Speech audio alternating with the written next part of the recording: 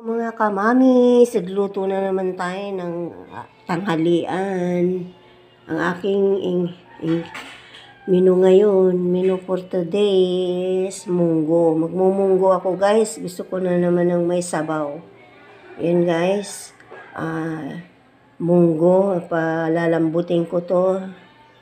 Then, magprito din ako ng langgunisa guys. Yan, langgunisa. Yan, langgunisa guys. Pwede rin pang partner, iprito lang yan guys.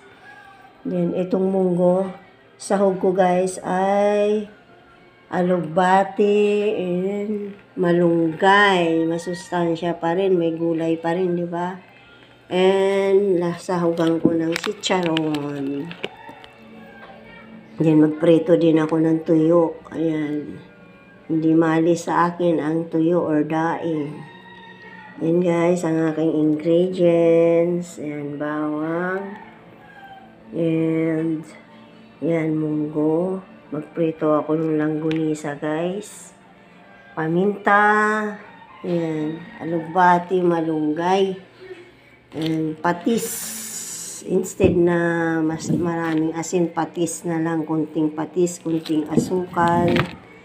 Yan guys, kaya let's cooking time.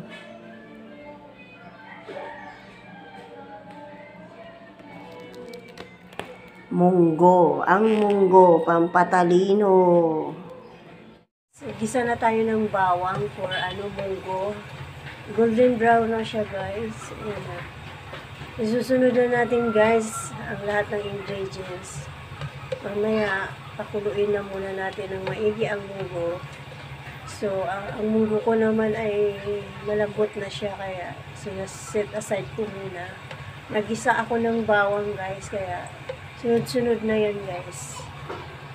Sabay-sabay ko nang nilagay ang gulay, ingredients, kagaya ng cubes, paminta, kunting patis, asin, kunting sugar. Yan guys, pakuluin muna natin ang munggo.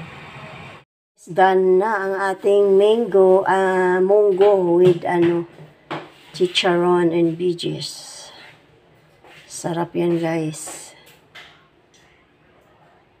Na, nagprito na ako ng langgunisa para sa aking munggo. Masarap i-partner yan guys sa langgunisa, ay sa munggo with chicharon.